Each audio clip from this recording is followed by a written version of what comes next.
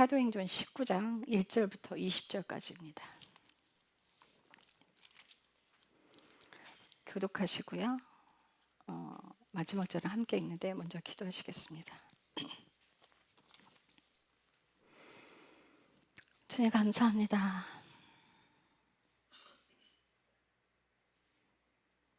우리 인생은 우리 것이 아닙니다.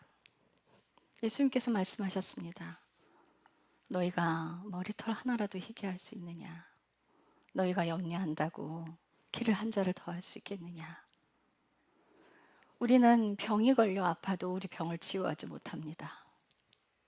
우리에게 문제가 생겨도 우리는 그 문제를 해결할 수 없습니다. 우리의 생명이 우리 것이 아니기 때문에 우리는 영원히 살 수 없습니다. 창조하신 주님, 우리를 창조하신 하나님, 당신은 우리의 머리털도 희게 하실 수 있고 우리가 아플 때 그 병을 고쳐주시기도 하며 우리의 키를 더 키울 수도 있으신 분입니다. 불가능이 없으신 하나님이십니다. 모든 것을 가능하게 하시고 만드신 그분이 마음대로 하실 수 있기에 하나님의 창조주이십니다. 우리의 주인은 하나님이십니다. 내가 주인 되어 사는 인생 그만 살기를 원합니다. 만드신 분의 의도에 따라 얼마나 정확히 창조하시고 얼마나 완벽하게 계획을 해놓으셨겠습니까? 그 계획대로 순종하며 따라가는 순종의 믿음의 사람들이 되기를 축복합니다. 주님의 주시는 말씀 온전하게 하나님의 말씀으로 받기를 원합니다. 삶에서 살아내기를 원합니다. 기도와 말씀으로 삶이 하나가 되기를 원합니다.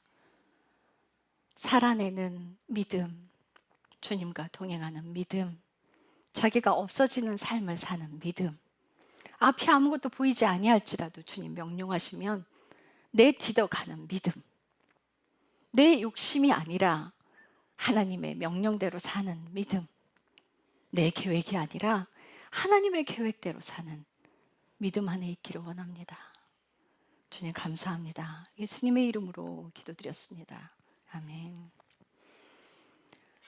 자, 제가 먼저 읽겠습니다. 아볼로가 고린도에 있는 동안 바울이 윗지방들을 거쳐 에베소로 와서 어떤 제자들을 만나 그들에게 이르되 너희가 믿은 이래로 성령님을 받은 적이 있느냐 하니 그들이 그에게 이르되 우리는 성령님이 계신다는 말조차 들은 적이 없노라 하므로 그가 그들에게 이르되 그러므로 너희가 무슨 침례를 받았느냐 하니 그들이 이르되 요한의 침례라 하며 이에 바울이 이르되 참으로 요한이 회개의 침례로 침례를 주며 백성에게 말하여 그들이 자기 뒤에 오실 분 곧 그리스도 예수님을 믿어야 한다고 하였느니라 하므로 그들이 이 말을 듣고 주 예수님으로 이름으로 침례를 받으니라. 바울이 그들에게 안수함에 성령님께서 그들에게 임하심으로 그들이 타 언어들로 말하고 대언하였는데 그 남자들은 모두 12명쯤 되더라. 그가 회당에 들어가 석 달 동안 담대히 말하며 하나님의 왕국에 관한 것들을 강론하고 설득하였으나 여러 사람들은 굳어져 믿지 아니하고 오히려 무리 앞에서 그 길을 비방함으로 그가 그들을 떠나 제자들을 따로 떼어놓고 두란노라는 사람들의 학교에서 날마다 강론하니라.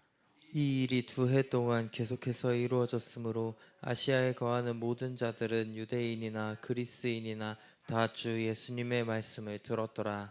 하나님께서 바울의 손으로 특별한 기적들을 행하셨으므로 사람들이 그의 몸에서 손수건이나 앞치마를 가져다가 병자들에게 대기만 해도 질병들이 그들에게서 떠나고 악한 영들도 그들에게서 나가더라.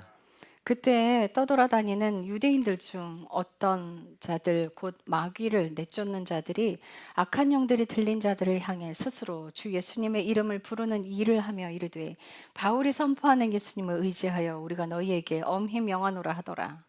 유대인으로 제사장들 중에 우두머리인 스게와라는 사람에게 7 아들이 있었는데 그들도 그와 같이 하매 그 악한 영에 응답하여 이르되 내가 예수님도 알고 바울도 아는데 너는 누구냐 하며 그 악한 영 들린 사람이 그들에게 뛰어올라 그들을 제압하며 이김으로 그들이 벌거벗고 상한 채 그 집에서 나와 동함하리라.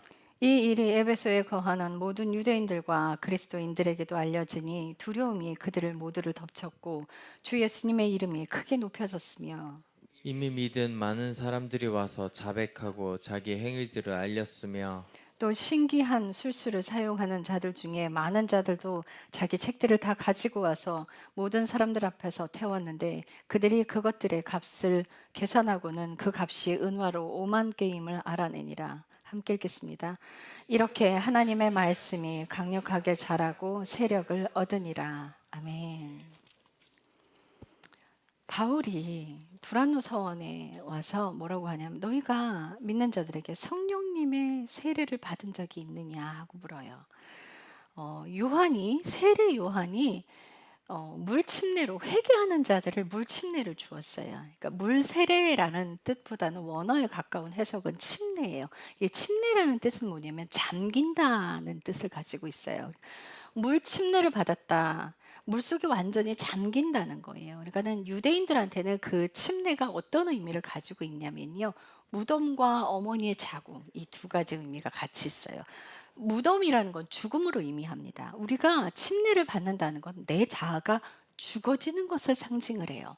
내가 죽어지고 어머니의 자국은 뭐예요? 새 생명을 잉태하는 것입니다. 그런데 사람의 생명이 아니라 예수 그리스도로 새로 태어나는 생명을 의미해요. 그래서 이 침례가 굉장히 중요한데, 그래서 예수님께서 그러잖아요. 너희가 나가서 복음을 전해라. 물과 성령으로 침례를 주라는 거예요. 근데 물 침례만 있는 게 아니라 성령 침례가 있습니다.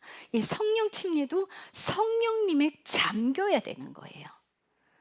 그러면서 이제 나타나는 그 현상들이 우리가 성령님으로 하나님의 손가락을 이용해서 예수로 귀신을 내어 쫓으면 너희에게 하나님 나라가 임하였느니라. 그 말씀이 어디 있냐면요. 누가복음 11장 20절에 가면 그 말씀이 있어요. 그러니까 하나님의 손가락을 이용하라는 거예요. 예수 그리스도의 이름이 아니라. 그리고 마태복음 12장 28절에 하나님의 영을 의지하여예요. 그러면 마귀를 쫓아내면 너희에게 이미 하나님 나라가 임했다는 거예요. 내 능력이 아니라 내가 예수 이름으로 명하노니 이게 아니에요. 말에 있는 것이 아니라 하나님의 능력으로 내어 쫓으라는 거예요. 저는 이제 축사를 굉장히 많이 했어요. 여러 곳을 다니면서 마귀를 사탄을 내어 쫓던 일들을 많이 했어요. 그런데요, 완전하게 하나님이 하신다는 걸 정말 처음부터 끝까지 경험하는 사람이에요. 맨 처음에 이런 현상이 어떻게 일어나냐면 2010년에 모 성결교회에서 어느 집사님께 이제 기도를 해주라는 마음을 하나님께서 주시는 거예요. 그리고 제 마음대로 할 수 없잖아요. 그래서 집사님 하나님께서 저한테 이런 마음을 자꾸 주시는데요. 그랬더니 기도해 주세요 이러시는 거예요. 그래서 예배 다 끝나고 이제 성전에 아무도 없었기 때문에 저 2층 저 뒤에 가서 이제 그분께 기도를 드리는데 주님께서 집으로 가라 이러시는 거예요. 그래서 집사님 근데요 하나님께서 자꾸 집사님 집으로 가래요.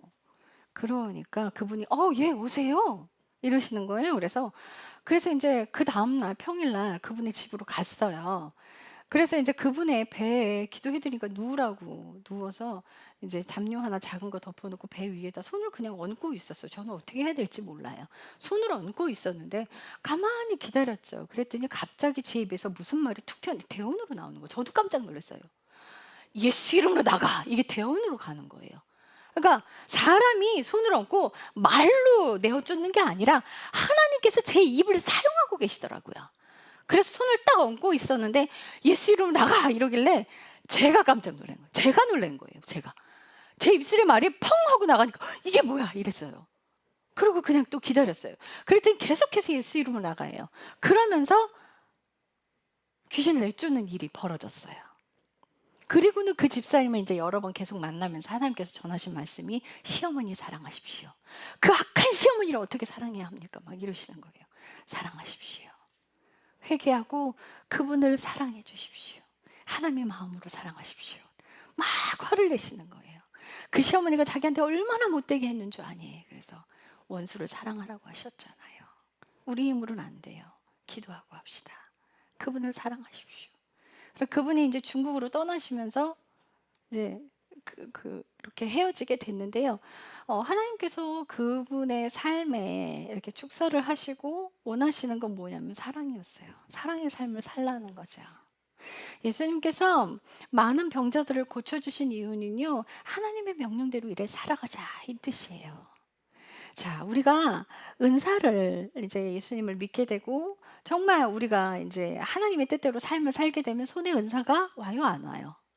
여러분들 와요. 하나님의 음성을 듣고 그리고 또 남을 위해서 누구를 위해서 기도해 주라는 음성도 오고 그래서 그대로 기도를 하면 그분에 대한 걸 또 주시고 이런 응답을 주시거든요.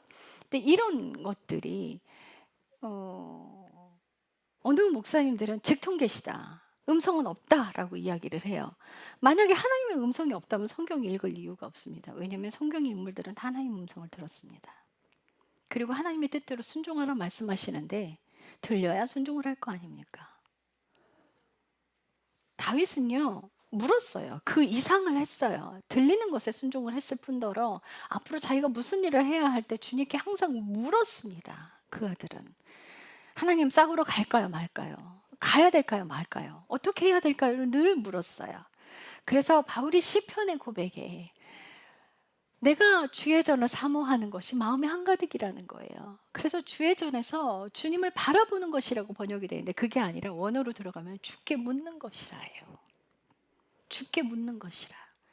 항상 성전에 가서 다윗은 하나님께 물었습니다. 여러분들 하나님께 묻고 순종하는 삶이 되셔야 돼요.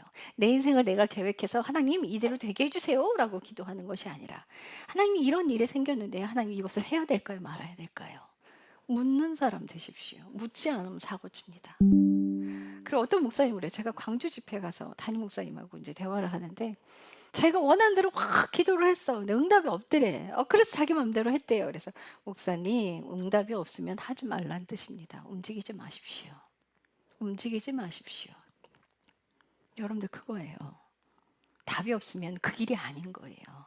하지 마셔야 돼요. 제가 대학원, 서울신대 신대원에 서류를 넣어놓고 합격해놓고선요, 딱 100만 원이 부족했어요. 근데 그 돈이 안 채워지는 거예요. 날짜는 다가오거든요. 등록 마감일은 다가와요. 하나님 하고 계속 기도하는데 답이 없어요. 여러분 제 생각에 그랬어요. 어디서 100만 원 빌려서 등록할 수 있어요. 그렇지만 나머지 학비는 어떻게 할 거예요? 하나님이 다 책임지셔야 되는데. 학부 대학 4년을 하나님이 학비 걱정 안 하고 다니게끔 싹 다 책임져 주셨단 말이에요. 장학금을 받는데요. 저 교만해질까 봐요. 100%안 주시더라고요. 제가 과 학년에 1등 한 적도 있었어요. 그런데요. 야, 어떤 아이가 그 아이의 아버지가 이런 일 하면 안 되는데 신학대에서 그 아이의 아버지가 교수님들하고 친구예요. 그러니까 이 아이의 아버지를 다 알아요, 교수님들이. 얘가 네 과목을 전화해서 전부 다 A블로 올려버린 거예요. 전화를 해서 성적으로 올릴 수 있다는 게 참 기가 막히죠. 네 과목으로 올려버려서 제가 2등으로 떨어져 버린 거예요. 그러니까 장학금을 받을 수 있었는데 깎여버렸어요. 그리고 그 나머지가 비었잖아요. 100%가 아니니까. 근데 그것이 채워지더라고요. 나중에 그 아이가 저한테 와서 누나가 끝자리 학번 80번이죠? 이래. 그랬더니 죄송해요. 제가 전화해서 교수님들한테 성적 올렸어요. 그래서 장학금 받았어요. 이러는 거예요. 그래서 야, 너 말이나 하지 말지. 그랬는데 그때 마음은 그냥 우스갯소리로 한마디 툭 던져는 그래 너한테 장학금이 필요했나 보다. 나머지 하나님이 채우셨으니 됐다. 이러고 넘어갔거든요. 근데 저는 알아요. 제 머리 믿고 까불 그 교만 때문에 하나님이 늘 그거를 깎으셨어요. 그런데요, 나머지 장학금이요, 외부에서 반드시 채워졌습니다. 그 하나님의 손길이 4년을 인도해 오셨는데, 그럼 대학원은요, 이 학비 내 맘대로 채웠다가 나머지 학기 어떻게 졸업하라고요? 하나님이 학비 안 주시면 어떡할 건데요? 무슨 재주로 다닐 건데? 그 마음이 드니까요, 이걸 어떻게 해야 되나 하는 마음이 드는 거예요. 그래서 학비 주세요라고 기도하는 그걸 바꿨어요. 하나님 어떡할까요? 무슨 생각이 들었냐면 이거 내가 뭔가 잘못 맞추고 있다.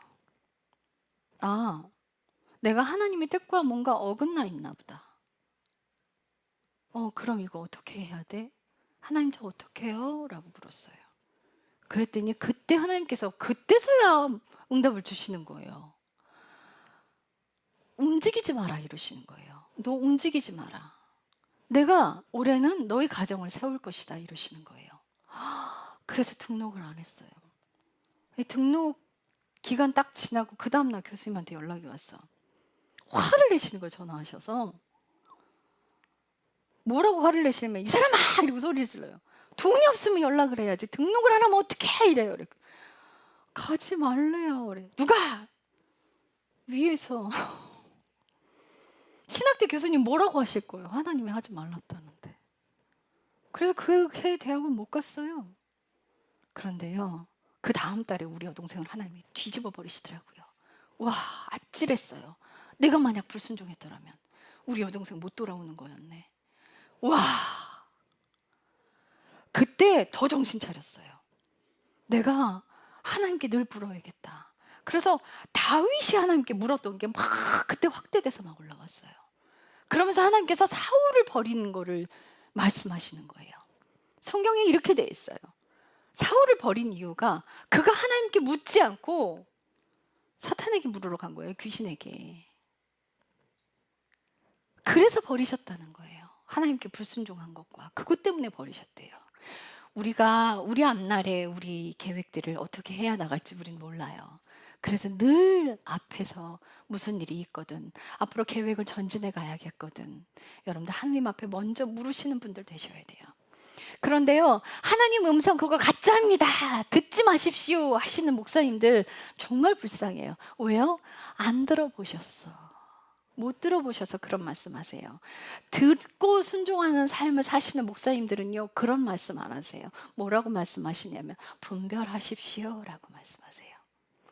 들리는 음성에는 세 가지가 있습니다. 하나님의 음성과 혼의 소리와 사탄의 음성, 세 개가 혼재합니다. 아니 근데 그게 하나님의 음성인지 어떻게 합니까? 예, 하나님의 음성은 딱 알아져요. 헷갈리지 않아요. 그래서 그 하나님의 음성을 들은 사람들은 주위에서 아무리 욕을 해대도요, 반응하지 않고 그 길 갑니다. 순종해요. 우리 남편과 결혼할 때도 그랬어요. 막 뭐라 했어요. 저는요, 알았거든요. 그래서 끝까지 순종했어요. 네 남편이다. 사랑해줘라. 아껴줘라.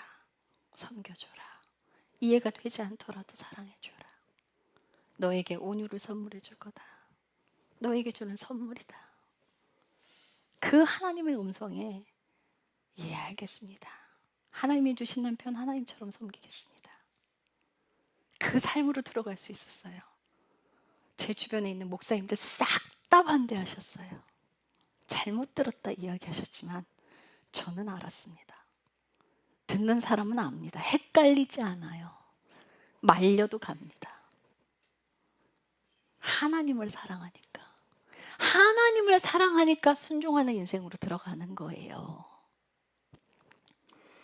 하나님의 음성 듣고 순종하는 분 되셔야 합니다.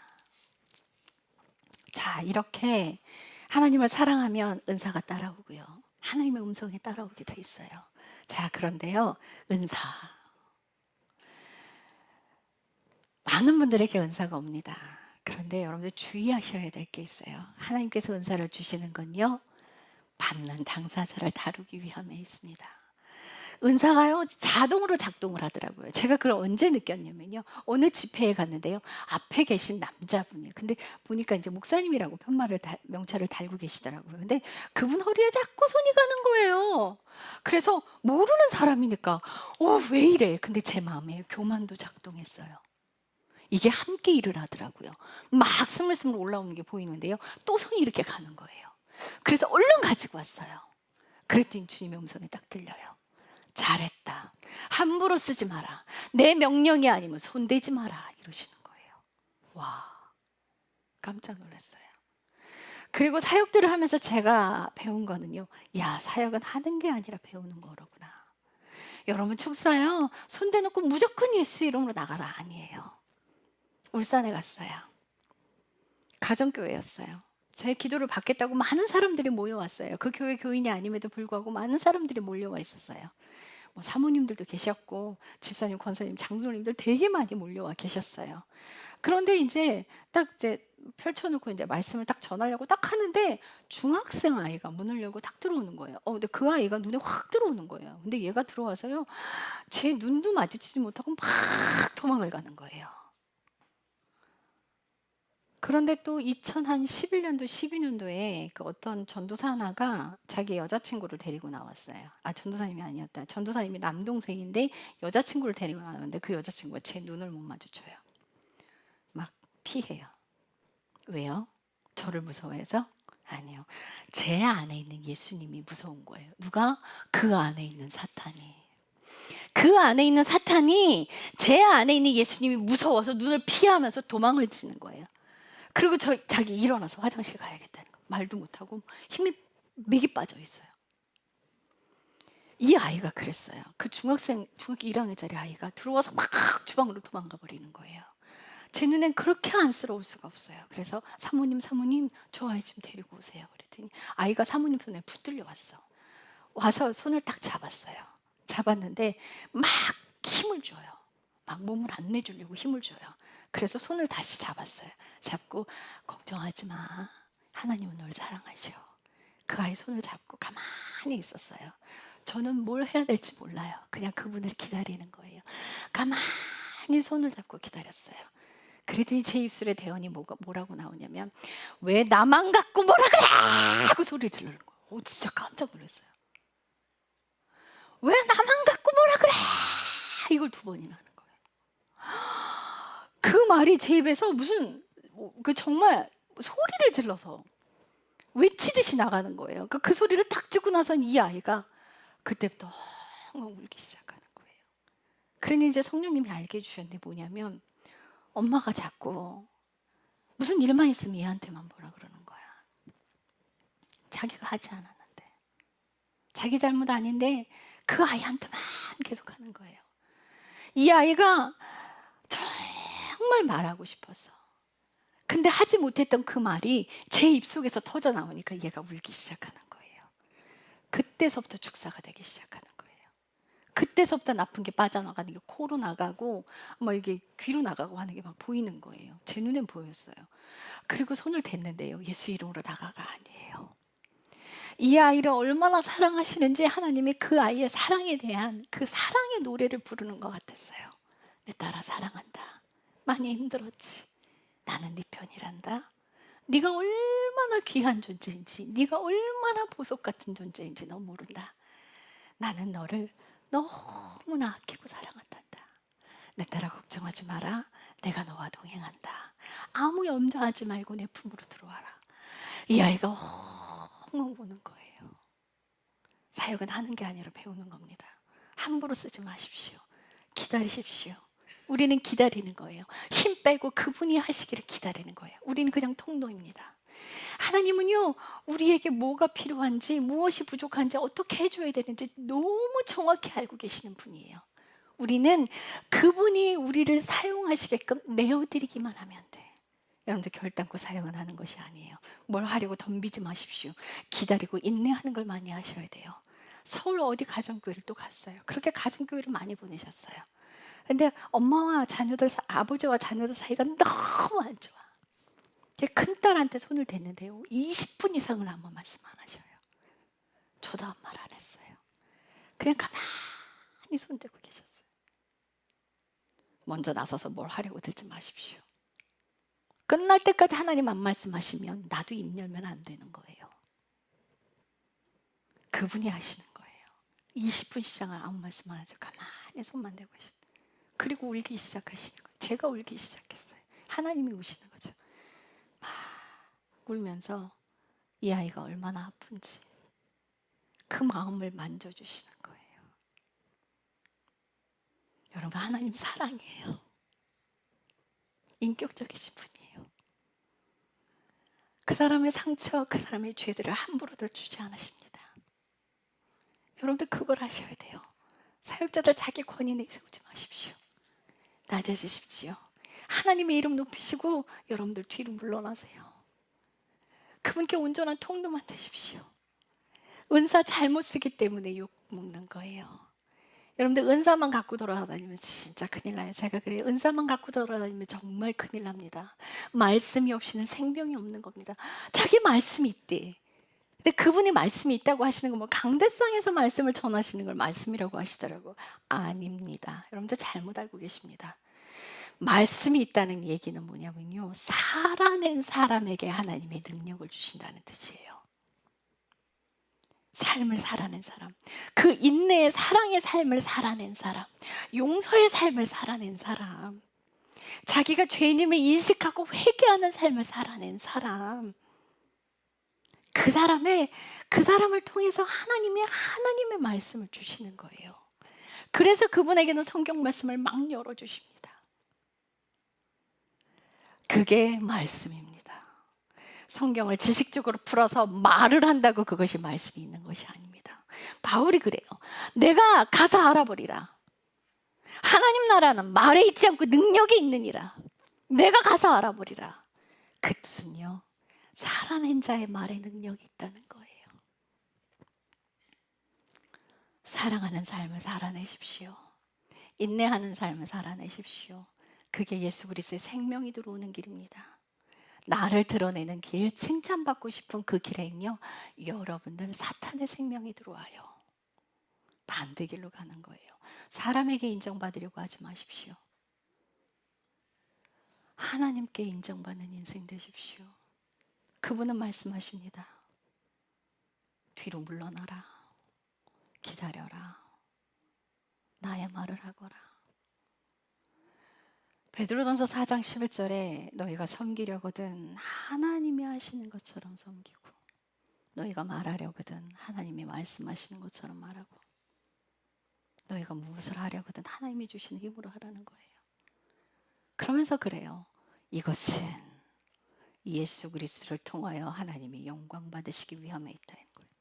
요한복음 5장에 예수님께서 그랬어요. 나는 사람에게 영광을 받지 아니하노라. 사람에게 영광을 받지 아니하노라. 하나님은 사람이 하신 일 안 가져가십니다.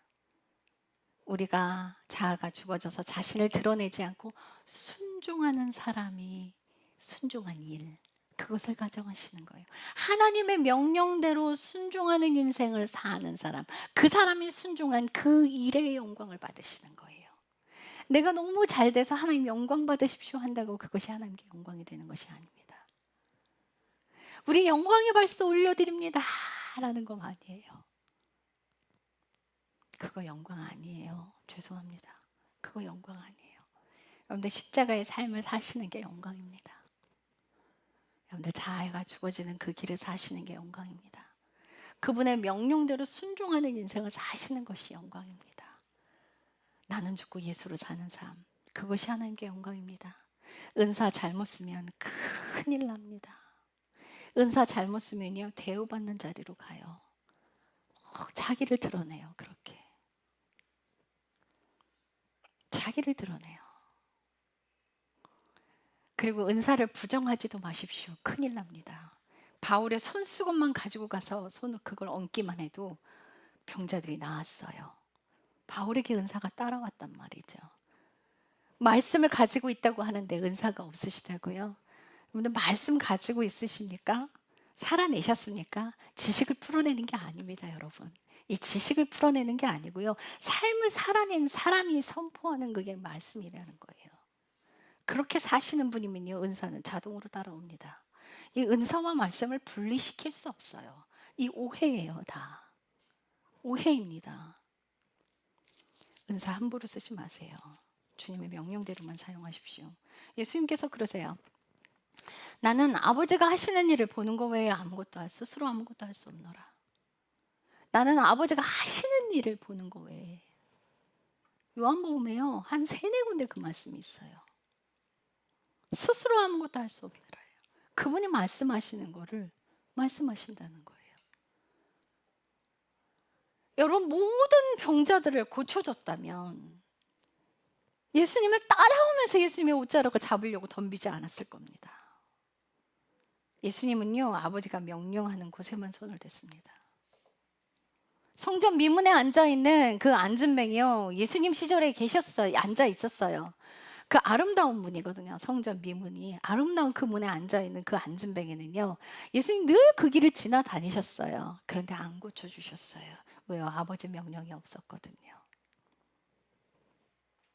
주님이 저한테 하시는 말씀이에요. 그 성전 미문에 앉아있는 사람들 제사장 손에 의해서 일으켜졌죠. 제게 그러세요. 내가 명령하지 않은 것에 손대지 마라. 너를 드러내지 마라.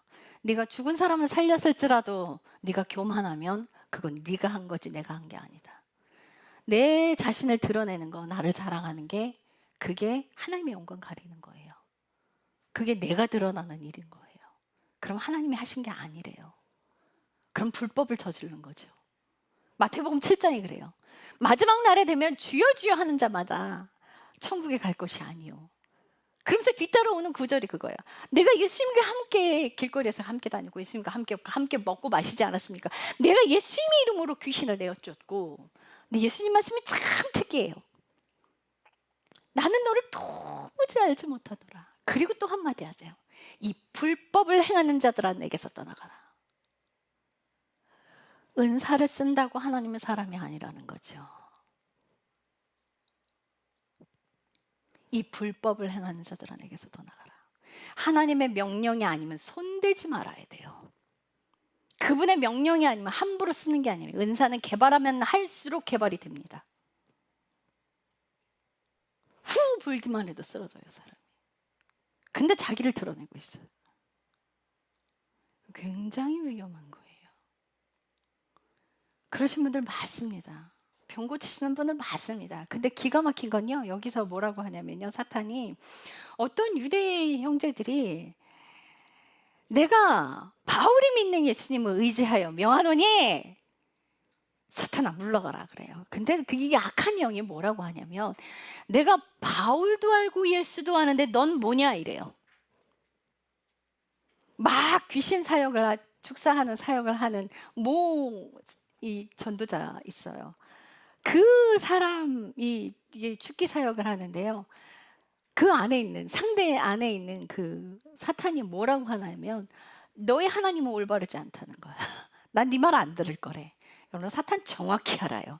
사탄은요 하나님 말씀에 불순종할 수 없는 존재예요. 사탄이 더 정확히 합니다. 내게 능력이 없는데 함부로 사용하면요 그 사람은 사탄에게 쉬어버려요. 은사 잘못 쓰면 큰일 납니다. 은사만 갖고 돌아다니면요 꽹과리 돼요. 버려집니다.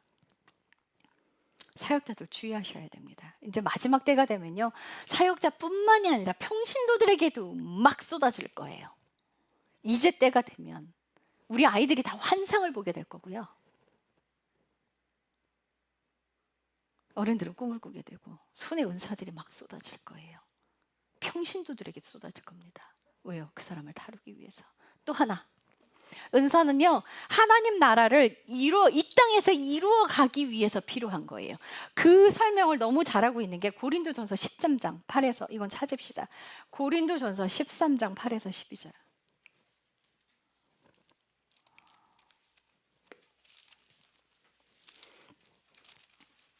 고린도전서 13장 8에서 12절.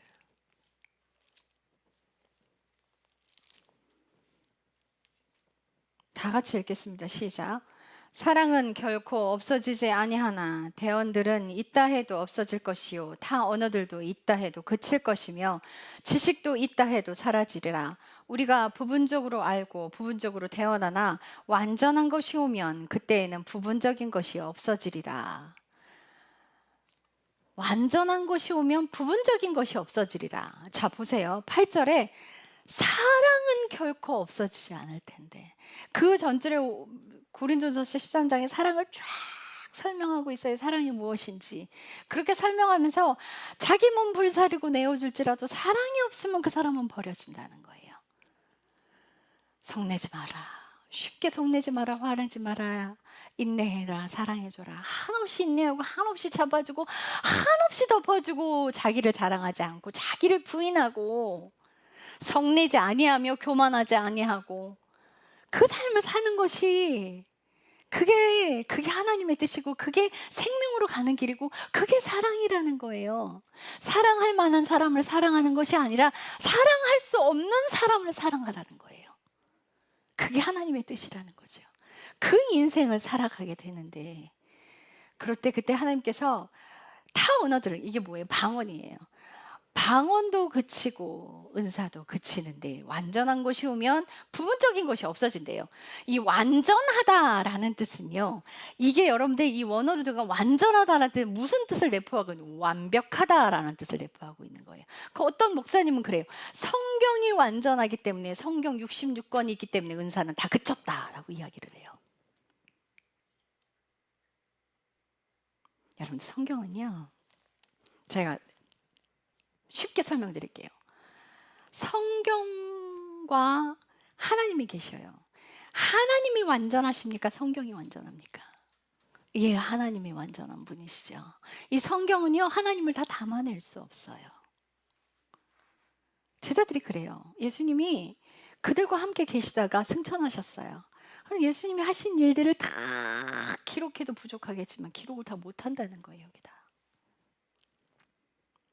여긴요, 핵심만 들어가 있어요. 완벽하지 않아요. 우리가 이렇게 살아오라고 주는 어떤 기준을 기록해 놓은 책이에요. 완전하다라는 이 뜻을 정확히 설명드리자면 이 땅은 지금 불완전한 상태예요. 그죠? 하나님 나라가 우리 안에 이미 있기는 하지만 사탄이 주인인 사람들도 너무나 많단 말이에요. 근데 이 뜻은 뭐냐면 완전한 하나님 나라가 이루어지면 새 하늘과 새 땅이 내려오면 완전한 하나님의 통치가 이루어지면 하나님의 백성들만 사는 때가 오면 그때는 은사 필요 없죠. 왜 필요했어요? 왜요? 그분이 하나님이 함께 거하시거든요. 그분의 빛이 우리에게 내리쬐고 있거든요. 그분의 통치가 완전하게 이루어지고 있는데 은사가 왜 필요합니까? 그때 방언도 그치죠. 우리가 그분을 얼굴로 보게 될 텐데요. 이게 왜 필요합니까? 당연히 은사가 그치죠. 여러분들 은사는요, 불완전한 상태에서 하나님을 이루어가라고 도구로 주신 것뿐이에요. 그걸 자랑하는 거야. 무슨 자격이나 돼서 받은 것처럼 제발 그만 떨지 마세요. 자격돼서 준 거 아닙니다. 다루려고 주신 것입니다. 우린 다 다루어져야 돼요. 기다리는 거 배우십시오. 하나님께서 일하시는 걸 눈으로만 보십시오. 예수님이 하신 것처럼. 저는 그걸 정말 철저하게 배웠어요. 정말 깜짝 놀랐어요. 와, 나는 그냥 껍데기로구나. 이 교회의 권위요 저한테 없습니다. 하나님께 있습니다. 그분이 하라고 하는 대로 명령하시면 그대로 따라가는 거예요. 그분 명령대로 가는 거예요. 저한테 자격 없어요. 저 자격 없어요. 하나님이 하시는, 하나님이 주인된 교회, 예수님이 머리가 되시는 교회, 여러분 그런 교회들이 늘어나야 합니다.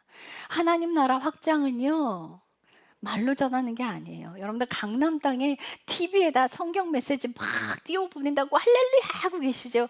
그들이 그 성경 메시지로 변하지 않습니다. 하나님이 주인인 사람들, 예수 그리스도가 주인인 사람들이 늘어나는 게 하나님 나라 확장입니다. 여러분들 그게 부흥입니다. 나가서 막 찬양 계속 부른다고 말이 나가지 않아요. 그게 먼저가 아니에요. 전도가 먼저가 아니라 삶을 사는 것이 먼저입니다. 여러분들이 예수 그리스도가 주인인 삶을 살아내는 것이 먼저가 되셔야 돼요.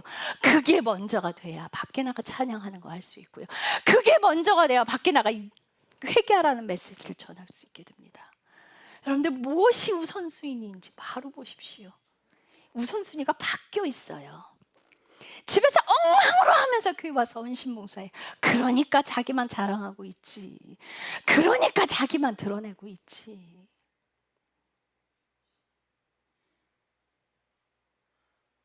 자녀들 맘대로 쥐락펴락하고 있고 애들 때리고 있고 학대하고 있으면서 교회 나와서는 거룩한 척.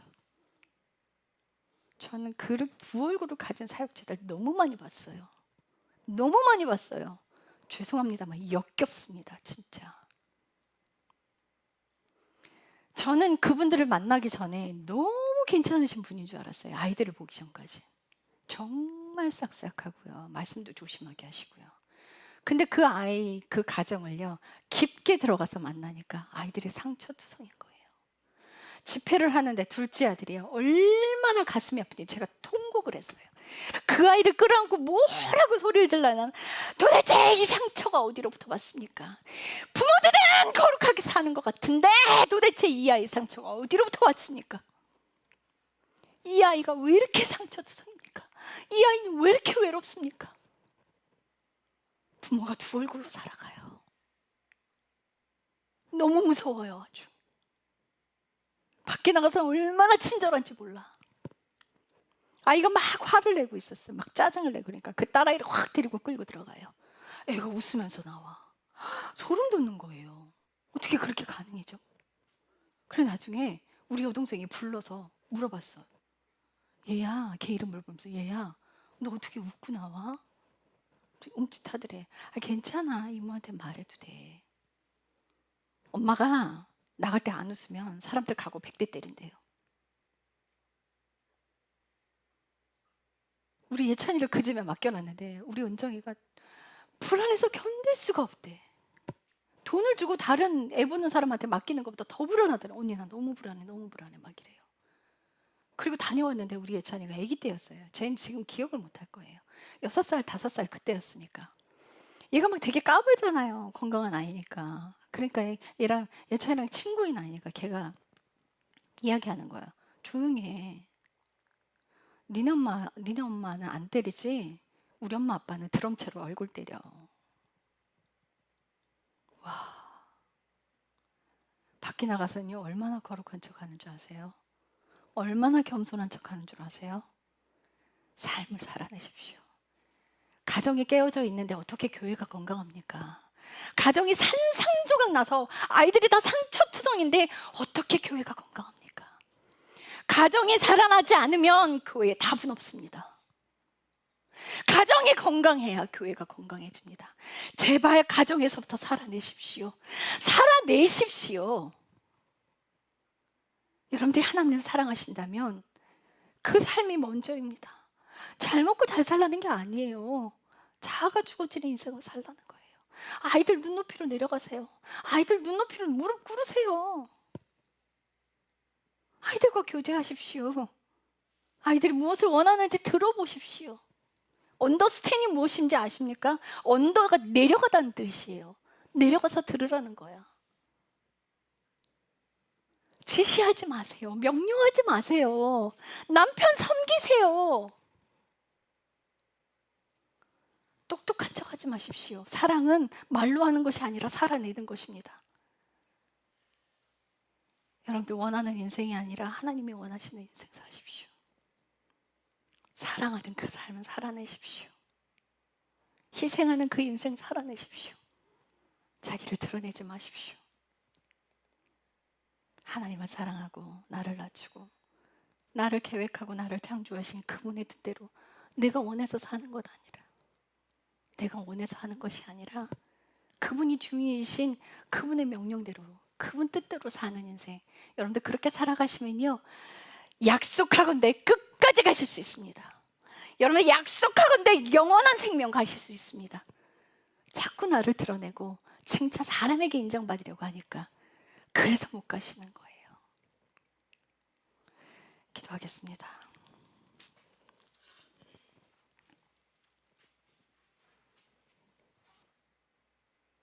주님 사랑합니다.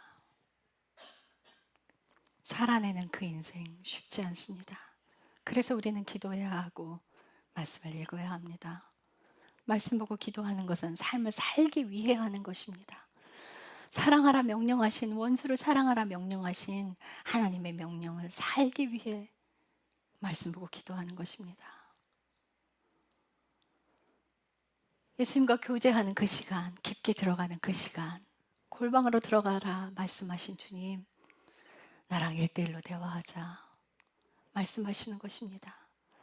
내 안으로 깊게 들어와라 말씀하시는 것입니다. 너를 드러내지 마라, 너를 자랑하지 말고 하나님을 드러내라 말씀하시는 것은 내가 너에게 생명을 줄 것이니 그대로 살아라 말씀하시는 것입니다. 우리를 너무 아끼고 사랑하시는 주님, 우리를 인격적으로 대우하시는 주님, 우리가 아플 때 야단치시는 분이 아닙니다. 우리가 범죄했을 때도 기다려주시는 분입니다. 사랑의 하나님, 사랑이 많으셔서 끝없이 인내하고 참아주시는 하나님이십니다. 화내기를 더디하시고 노하기를 더디하시며 사랑이 많으셔서 끝까지 참으시는 주님. 요나가 하나님을 그렇게 설명한 것처럼 하나님은 그런 분이십니다. 우리를 기다려주십니다. 나를 기다려주신 만큼 나도 상대를 기다려주기를 원합니다. 나도 하나님이 나를 참아주신 만큼 나도 참기를 원합니다. 사랑하는 그 삶, 그 자리에 생명이 있습니다. 우리가 원하는 삶이 아니라 하나님이 원하시는 그 삶으로 들어가기를 간절히 소망합니다. 예수님의 이름으로 기도드렸습니다. 아멘.